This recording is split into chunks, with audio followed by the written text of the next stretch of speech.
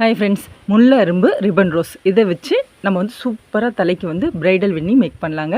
அதுக்கு வந்து ஃபஸ்ட்டு முல்லை அரும்பை ரெண்டு ரெண்டாக எடுத்து வச்சுப்போம். நம்ம நார்மலாகவே எடுத்து வச்சு கட்டலாம், ஆனால் எடுக்கிறப்போ வாட்டப்படாது. ஃபஸ்ட்டு ஸ்டார்டிங்க்கு மட்டும் கொஞ்சமாக இப்படி வந்து நம்ம எடுத்து வச்சுப்போம். இப்போ வந்து ப்ளூ கலர் ரிப்பன் ரோஸ் தான் நான் எடுத்து வச்சுருக்கேன். இப்போ வந்து இது வந்து ஃபுல்லாகவே வந்து கலந்து கட்ட போகிறதில்ல, ஒன் சைடு மட்டுமே ஃபுல்லாக முல்லை அரும்பு இருக்கும். சென்ட்ரு ஒரே வரிசையாக நேர்கோட்டில் ப்ளூ கலரில் இந்த பூ இருக்குங்க. எப்படி கட்டுறது வாங்க பார்க்கலாம்.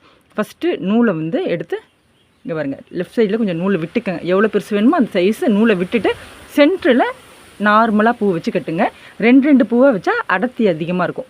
பாருங்கள், காம்பை மட்டும் லெஃப்ட் சைடில் வராமல் வச்சு அப்படியே நூலை வச்சு சுற்றுங்க. இப்போ பாருங்கள், ரெண்டு பூவை எடுத்து வச்சு நூலை அப்படியே சுற்றி ஃப்ரண்ட் பக்கம் எடுங்க. அந்த ரெண்டு காம்புக்கு நடுவில் அப்படியே அந்த காம்பை நகர்த்தி விடணும். இங்கே பாருங்கள், பூவை வச்சுட்டு அப்படியே நூலை வச்சு சுற்றுங்க. இங்கே பாருங்கள், இப்போ திரும்பவும் காட்டுறேன். பூவை வச்சுட்டு நூலை எடுத்து அப்படியே ஃப்ரண்ட்டில் இப்படி எடுத்துகிட்டு வாங்க. முன்னாடி வச்ச பூவும் இப்போ வச்ச பூவுக்கும் நடுவில் இருக்க காம்பில் இந்த நூலை எடுத்துகிட்டு அந்த காம்பை லைட்டாக தள்ளி விடணும். திரும்பவும் பூவை வந்து ரெண்டு ரெண்டாக வச்சு இப்படி சுற்றிக்கிட்டு வாங்க.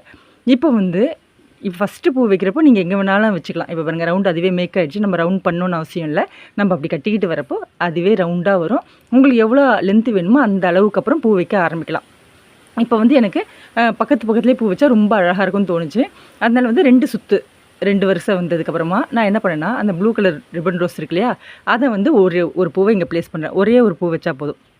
வச்சுட்டு இது போலேயே அப்படி சுற்றி எடுத்துக்கோங்க. எடுத்துகிட்டு திரும்பவும் 2 வருஷம் உங்களுக்கு வேணால் நிறைய வச்சுட்டு ரிப்பன் ரோஸ் வைக்கணுன்னாலும் ஒன்றும் பிரச்சனை இல்லை.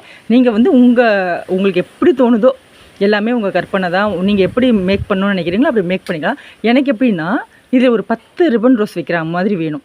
சென்டரில் எனக்கு 10 ரோஸ் வச்சு அப்படி வரணும். அப்படியே தலையில் வச்சா அப்படியே அழகாக ரவுண்டாக பந்து போல் அது மேக் ஆகணும்.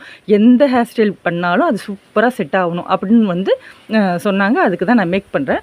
இது வந்து ரொம்ப ஈஸி தான், கட்ட தெரிஞ்சிடுச்சுன்னா ஈஸி.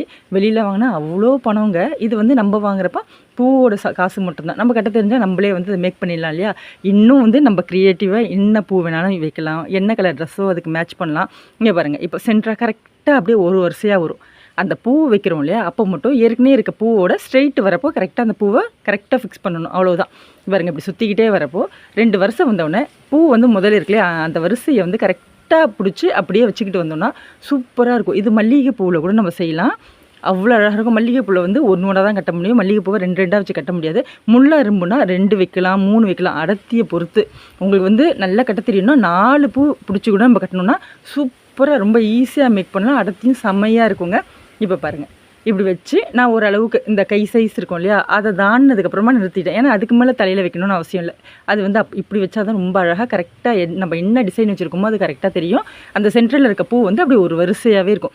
இப்போ வந்து நார்மலாக வந்து முடிச்சுக்கணும். இப்போ வந்து பூ எப்படி வந்து பாருங்கள், லெஃப்ட் சைடில் கொஞ்சம் நூல் இருக்கா, ஃப்ரண்ட் சைடில் இப்போ ரைட்டில் ஒரு நூல் இருக்கா, அதை அப்படியே சுற்றிட்டு லெஃப்ட் சைடில் வந்து எடுத்த நூல் வந்து கரெக்டாக நான் கட்டிட்டேன். அதனால் வந்து எனக்கு நூல் கரெக்டாக முடிஞ்சிருக்கு. ஏன்னா எனக்கு இந்த அளவு போதும்னு நான் வந்து நூலை விட்டுருந்தேன். இப்போ பாருங்கள், அந்த நூலை வச்சு நார்மலாக முடி போடணும். இது ஒன்றும் பெரிய விஷயம் இல்லைங்க. அப்படியே வந்து கட் பண்ணிக்கோங்க. நம்ம முடி போடுறப்போ கையை விட்டுட்டா பிரிஞ்சிரும், கொட்டிடும் அப்படின்றதுலாம் ஒன்றும் பயம் வேணாம். அப்போலாம் பிரிஞ்செல்லாம் கொட்டாது. ஏன்னா வந்து நம்ம சுற்றிக்கிட்டே வரோம் இல்லையா, அதனால் வந்து நிற்கும் தான், நம்ம பயந்துக்க வேண்டியதில்லை. இப்போ இதையே வந்து நான் ரெட் கலர் வச்சும் இன்னொன்று மேக் பண்ணியிருக்கேன். 2 டிசைனில் கட்டியிருக்கேன். இங்கே பாருங்கள், இப்போது ப்ளூ கலரில் ஒன்று இருக்குது, ரெட் கலரில் ஒன்று இப்படின்னு வச்சுருக்கேன். நார்மலாகவும் கட்டினேன். இப்போ வந்து உங்களுக்கு இந்த பூவெலாம் வேணான்னா ஒரிஜினல் ரோஸ் வச்சு, பட்டன் ரோஸ் வச்சு கூட கட்டுங்க. செம்ம சூப்பராக இருக்குங்க. எப்படி இருக்குது? சூப்பராக இருக்கு இல்லையா? எனக்கு ரொம்ப பிடிச்சிருந்தது. நான் கட்டி கொடுத்தப்போ கட்டி வாங்கினவங்க அந்த ஃபங்க்ஷன் முடிஞ்சதுக்கப்புறம் எல்லாருமே கேட்டாங்க, எங்களுக்கும் வந்து கட்டித்தர சொல்கிறீங்களா அப்படின்னு சொல்லி கேட்டாங்கன்னு சொன்னாங்க. ரொம்ப அழகாக இருந்ததுன்னு சொன்னாங்க. ஃபங்க்ஷன் முடிஞ்சதுக்கப்புறம் யார் கட்டி கொடுத்ததுன்னு கேட்டாங்கன்னா சொன்னப்போ எனக்கு ரொம்ப ஹாப்பியாக இருந்தது. உண்மையாகவே அவ்வளோ சூப்பராக இருந்ததுங்க. இது வந்து என்ன கலர் ரோஸ் பிடிக்குதோ அதை நம்ம வந்து சென்டரில் வச்சுக்கலாம். பிடிச்சா லைக் பண்ணுங்கள், ரொம்ப பிடிச்சா ஹார்ட்டின் கொடுங்க. Bye friends.